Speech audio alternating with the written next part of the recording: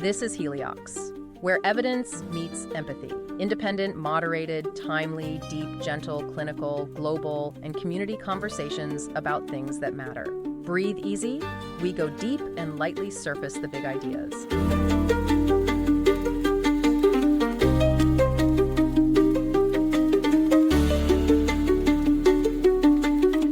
Picture the scene. You are watching a black and white movie from the 1940s. The camera slowly pans across this really dingy detective's office. Oh yeah, you can totally picture it. Right. You see the heavy oak desk, the half-empty bottle of bourbon, the sharp diagonal shadows of Venetian blinds cutting across the far wall. And then the door opens. The music swells. Just a lone saxophone, maybe a low upright bass in the background. Exactly. A woman walks in. She's completely unknown to the detective, shrouded in mystery, and impossibly flawlessly beautiful.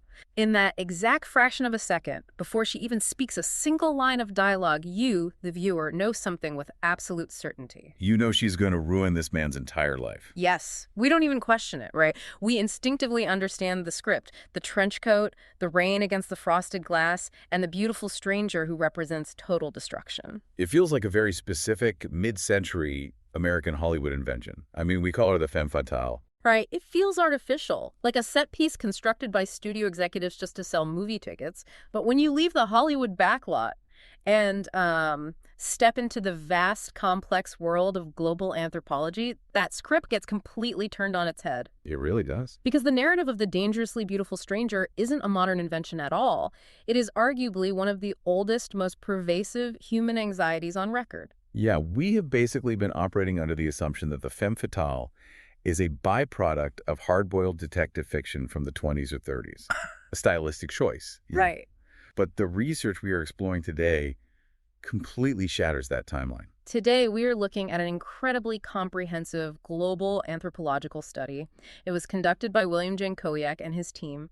They looked at 84 distinct societies across the planet to answer this really uncomfortable, deeply fundamental question. Which is, why do cultures all over the world, separated by oceans and millennia, tell stories warning men about beautiful, unfamiliar women?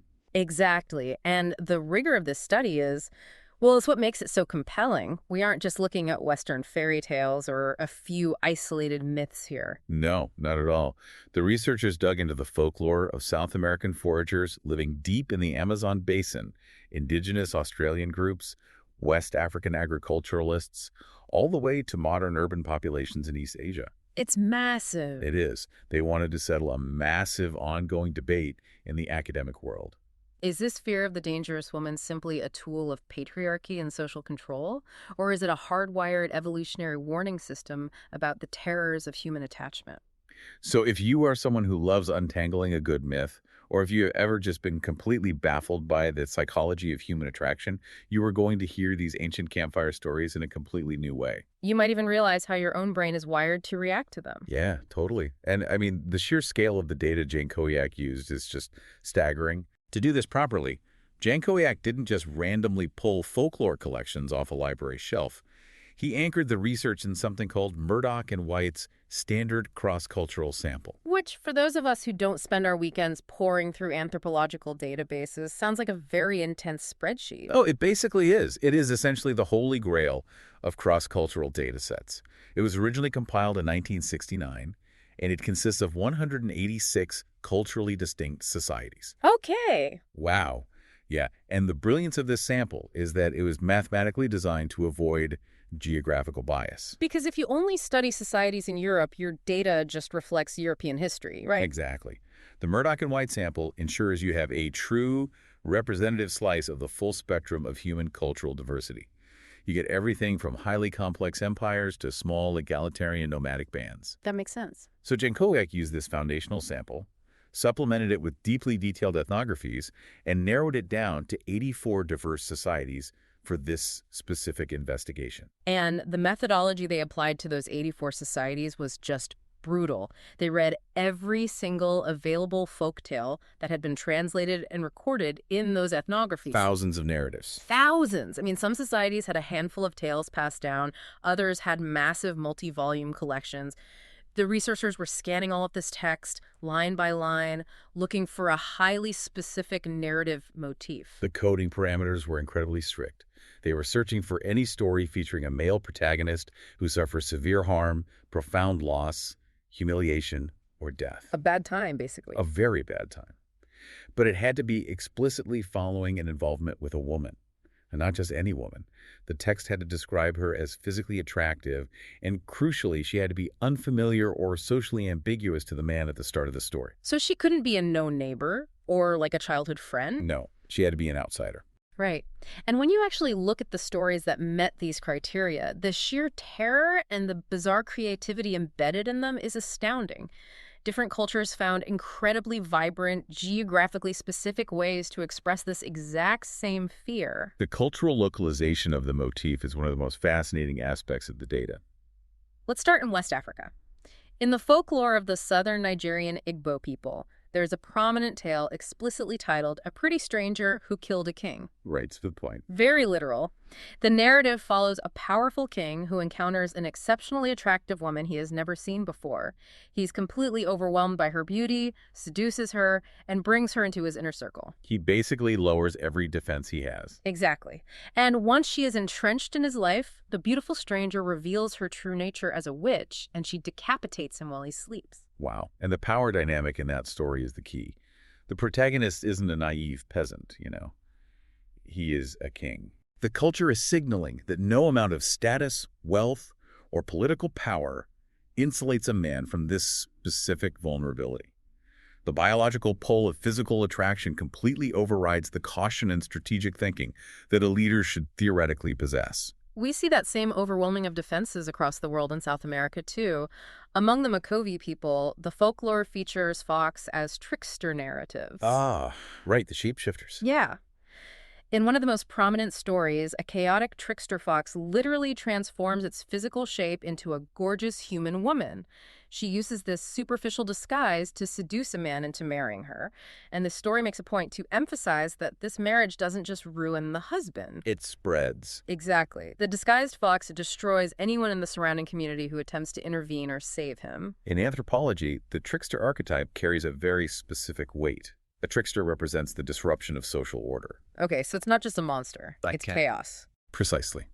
By taking the form of an attractive stranger, the Mokovi culture is coding female physical beauty as a potential vector for chaos. It's a warning that a pristine, enticing surface appearance might be masking a disruptive, uncontrollable reality that threatens the entire social fabric. It gets even more elemental than shape-shifting foxes, though. If you look at Australian Aboriginal traditions, they describe certain water spirits. The siren songs. Yeah. These spirits manifest as beautiful women, and they use enchanting auditory songs to lure sexually aroused men toward them.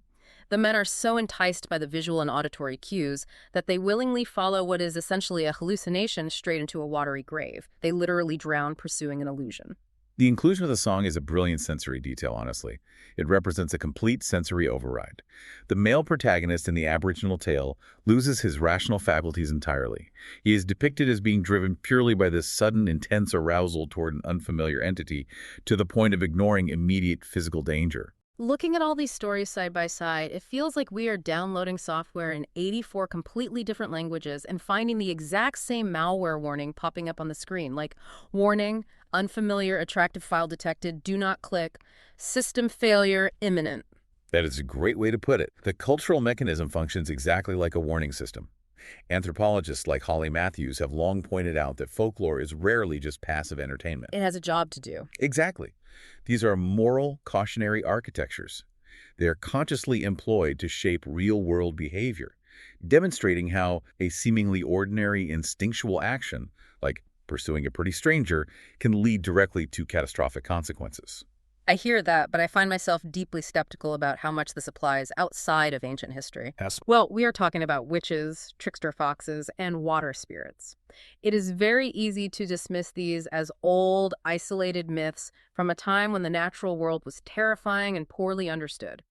Modern industrialized societies don't worry about shape-shifting foxes. Do we actually see this anxiety today, or is this just an artifact of indigenous folklore? The researchers anticipated that exact skepticism, and the data addresses it head-on. This anxiety transcends technological advancement and industrialization. The source material highlights contemporary examples where this exact same motif is deeply embedded in modern, everyday economic anxieties. Give me an example of how this shows up in a modern economy. Look at modern East Asia. The research documents that among South Korean farmers today, there are active, widely circulated warnings about Korean Chinese women. Really, just in casual conversation. Yes, in modern conversational narratives.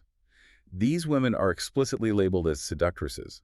The story goes that they use their feminine wiles to deliberately swindle innocent, hardworking South Korean bachelors out of their assets. It is the identical motif, the unfamiliar, attractive woman bringing ruin. But the supernatural elements have been stripped away and replaced with modern financial ruin. So instead of a witch sneaking into his bedroom to take his head, she's a swindler taking his farm. The mechanism of harm changes, but the core vulnerability remains the same. Wow. In China, you have the ancient tales of the Hulijing, the fox spirits who appear as beautiful women to attract men willing to marry them, inevitably bringing death or disaster. Ethnographers note that these aren't just dead stories trapped in historical text. They function today as everyday cautionary metaphors. So people still talk about them. Oh, absolutely. Contemporary men in urban Chinese cohorts explicitly reference the Hulijing concept, recognizing that attractive women often hold higher expectations and are perceived as more demanding and harder to manage. The ancient anxiety is alive and well in modern urban centers. The signal is everywhere then. The warning label spans from Amazonian foragers to modern South Korean agricultural workers to urban Chinese businessmen. But that forces us to ask the ultimate question: who originally wrote this warning label? If this narrative is universally present, where does it actually come from? That question brings us to the core intellectual battle at the heart of this research. There are essentially two competing academic paradigms attempting to explain why men are universally attracted to youth and beauty, yet simultaneously terrified of it. Let's lay out the opposing sides. The first perspective we could call the sociocultural view. And I actually find this one very intuitive. If you look at thinkers like Michel Foucault or anthropologists like Sherry Ortner, the argument is that social relations are inherently structured by power. Right. Their framework argues that the femme fatale is a byproduct of how societies organize that power, specifically within patriarchal structures. Yeah. From this perspective, the dangerous woman myth is essentially a PR campaign for the patriarchy. Complex societies have a vested interest in controlling women and female sexuality to maintain male alliances and property inheritance. What better way to justify that control than to invent a boogeyman? Make them the villain. Exactly. You tell a story that portrays female sexuality as inherently dangerous and destructive to the social order, and suddenly restricting women's freedom seems like a necessary public safety measure. It's a tool of cultural misogyny manufactured by male-dominated societies. That is a highly influential perspective in the social sciences. The preference for youth and beauty is viewed not as biology, but as an expression of male dominance, a desire for a partner who is easier to control. The woman is dangerous because her power threatens that established hierarchy, but the opposing side is the evolutionary view. And who is pushing that? This is championed by anthropologists and psychologists like Barbara Smuts, David Buss, and David Schmidt. How do they counter the patriarchy argument? Well, they argue that male attraction to youth and beauty is deeply tied to evolutionary biology, not a conscious desire for social dominance. From an evolutionary standpoint, physical traits associated with youth and beauty function as observable cues of reproductive viability. They signal fecundity, health, and resistance to pathogens. So the biological drive is basically just to find the healthiest partner to ensure offspring survive. Exactly. And from this evolutionary perspective, the anxiety, the feel of the dangerous woman isn't about social control at all. It is an evolved, hardwired response to the sheer risk of reproductive misallocation. What does it mean in practice? If a man pursues these visual cues blindly, without assessing the character or intentions of the woman, he risks severe competitive escalation with other men. Even worse, he risks investing his finite time, resources, and protection into a partner who might deceive him or fail to reciprocate. The attractive, unfamiliar woman is terrifying because she represents a high-stakes evolutionary gamble. So we have these two massive theories. The sociocultural theory says the myth is a tool invented by patriarchal hierarchies to control women. The evolutionary theory says it's a universal biological anxiety about the risks of mating. What blew my mind reading this study is that the researchers realized they had the perfect way to test which theory was actually driving the folklore. The experimental design is incredibly elegant. If the sociocultural theory is correct, if the myth is the tool of hierarchical social control, then the femme fatale motif should vary systematically based on how a society is organized. It shouldn't be everywhere. Right. Specifically, we should not find these dangerous woman stories in egalitarian societies. Let's define what we mean by egalitarian in this context. We are talking about societies, often hunter-gatherer or foraging groups, where individuals have relatively equal access to resources, power, and prestige.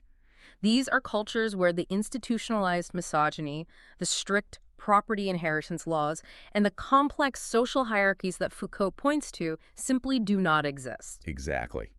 If the myth was invented by the patriarchy to maintain a hierarchy, it shouldn't exist in a culture that has no hierarchy to maintain. However, if the evolutionary theory is correct, these stories should be everywhere, regardless of the social structure, because the underlying reproductive biology is universal to the human species. So the researchers take the 84 societies from their global sample, they categorize them by their social structure, egalitarian versus stratified, and they run the numbers. And the results are absolutely staggering. The femme fatale motif was found in 94% of the total sampled societies. That is 79 out of 84 cultures. But the critical piece of data, the thing that settles the debate, is that the motif was present in 90% of the egalitarian societies. 27 out of 30 egalitarian groups had these stories. It completely upends the sociocultural assumption. The presence of these narratives does not depend on social complexity. The fear of the beautiful, unfamiliar woman is just as prevalent among nomadic foragers who share all their resources equally as it is in highly stratified, complex agricultural empires. It didn't matter who was in charge of the society. The story showed up anyway. It means the fear isn't a cultural invention designed to oppress. It's a human invention designed to protect. This aligns seamlessly with older, foundational anthropological research. Take Clellan Ford and Frank Beach's famous 1951 survey, which examined 191 societies. Yeah, they found that almost universally across human cultures, the physical beauty of the female receives explicit, intense focus, whereas male attractiveness is judged far more on skill, prowess, and societal achievement. So the biological wiring focuses male attention heavily on those physical cues. Men are biologically predisposed to look for specific cues of youth and health. It is an automated response shaped by millions of years of selection pressures.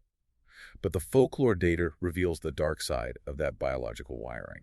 They are terrified of being duped by the exact cues they are seeking out.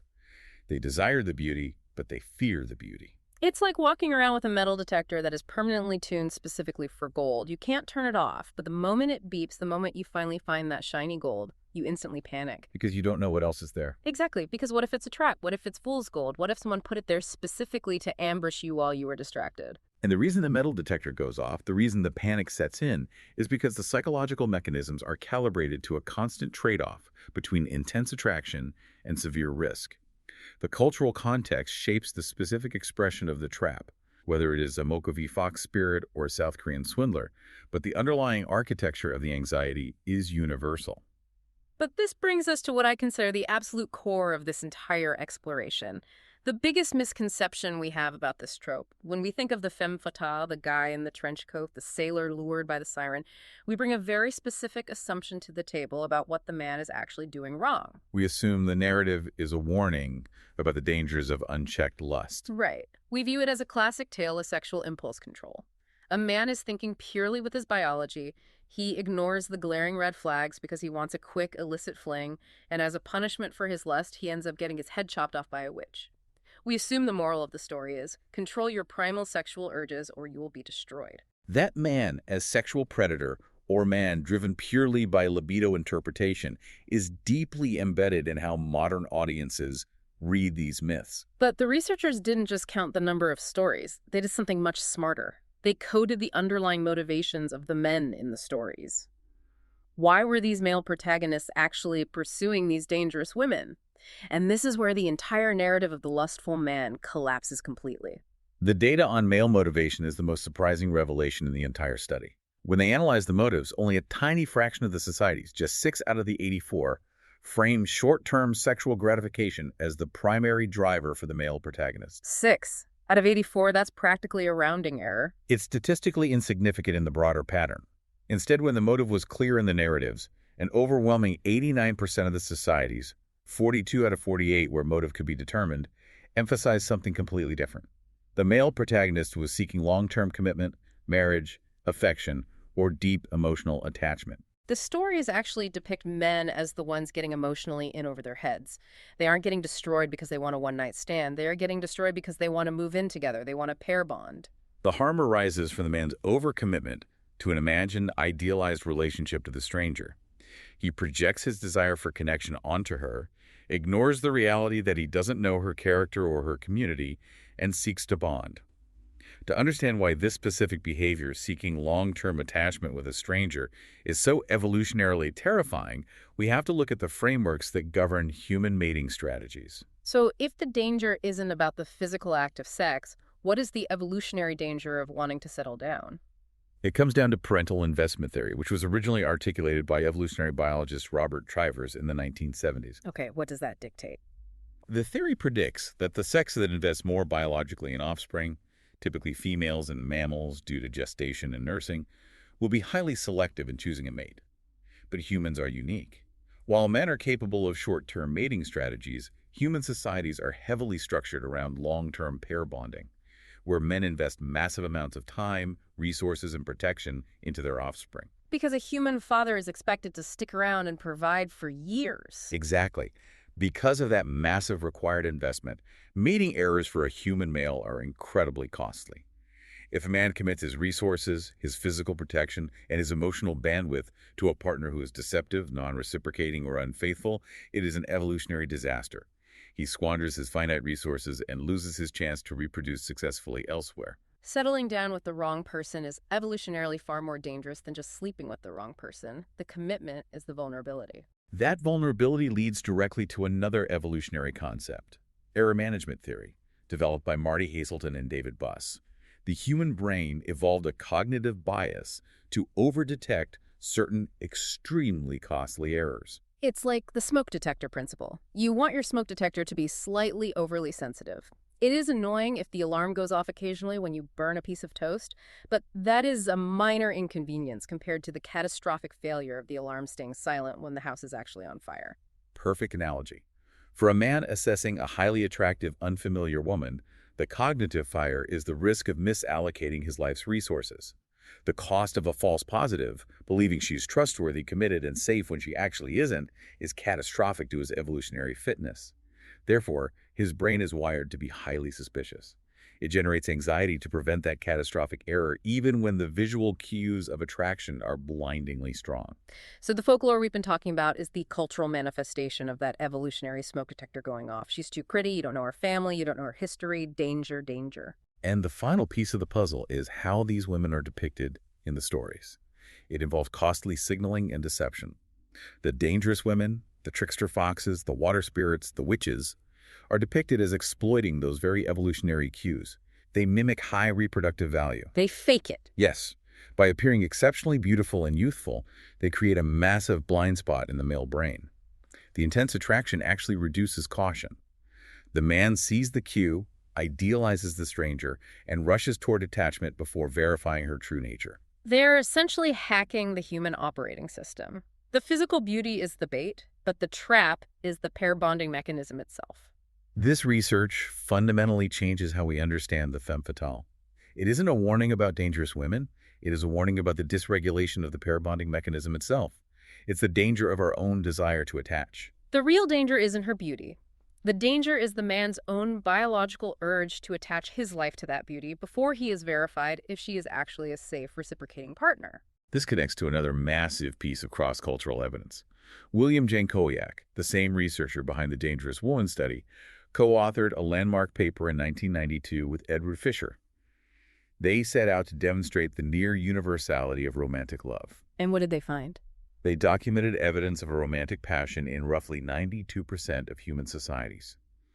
A recent massive replication involving 159 cultures and over 117,000 participants confirmed it.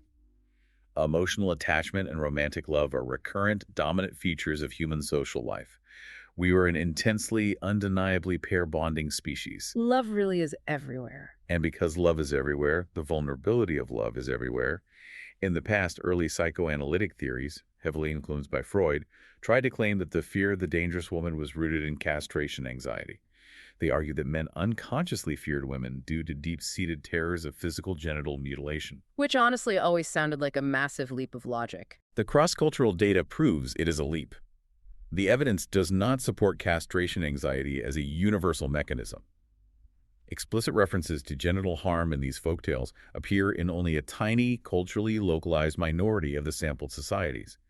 The universal fear, the anxiety that shows up in 94% of cultures across the globe, is the fear of betrayal, abandonment, and unreciprocated investment.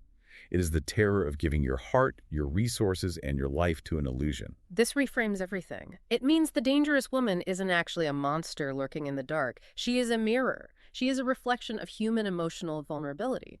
The story exists because we are so desperate to connect, so eager to find love and long-term commitment that our brains will literally override our common sense if the visual cues are powerful enough. The folklore is the culture stepping in and saying, slow down, you don't know her. It is a culturally transmitted regulatory mechanism, an incredibly sophisticated biocultural adaptation designed to protect the attachment system from its own miscalibrations. Yeah. We crave the intimacy, but we collectively recognize the severe, life-altering risks of seeking it with the wrong person.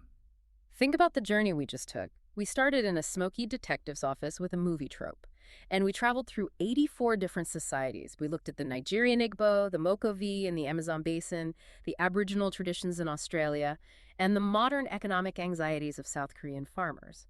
We realized that the Femme Fatale is not a Hollywood invention. She is one of the oldest narrative constructs we possess. And crucially, the data from egalitarian societies showed us that she is not merely a tool of patriarchal social control. She is an ancient, culturally transmitted warning label. She is a story we tell ourselves to prevent our own evolutionary biology from hijacking our common sense when it comes to emotional investment.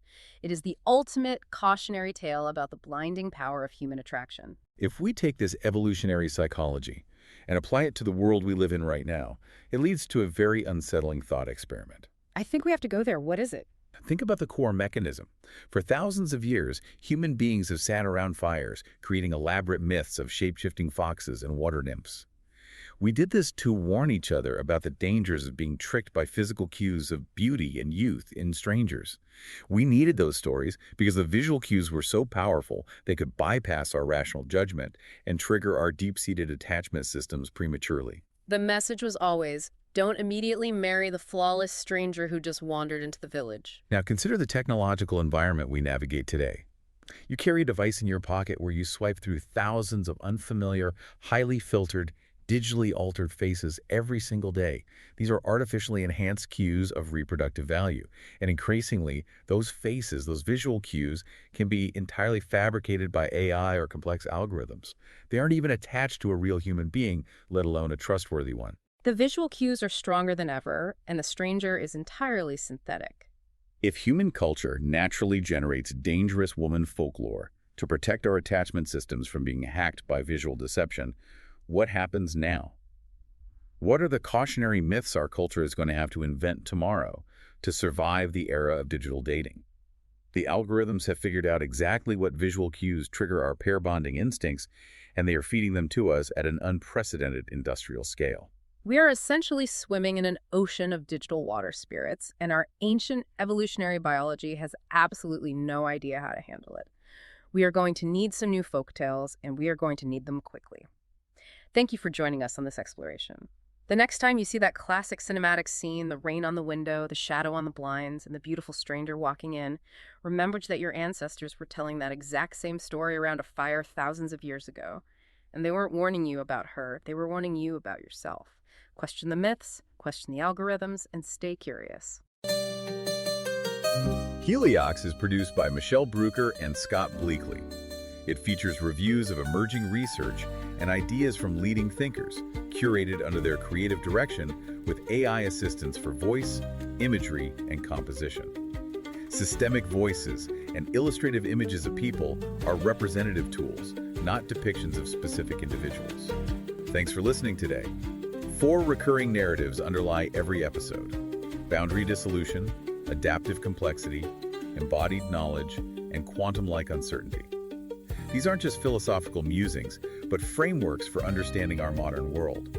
We hope you continue exploring our other episodes, responding to the content, and checking out our related articles at helioxpodcast.substack.com.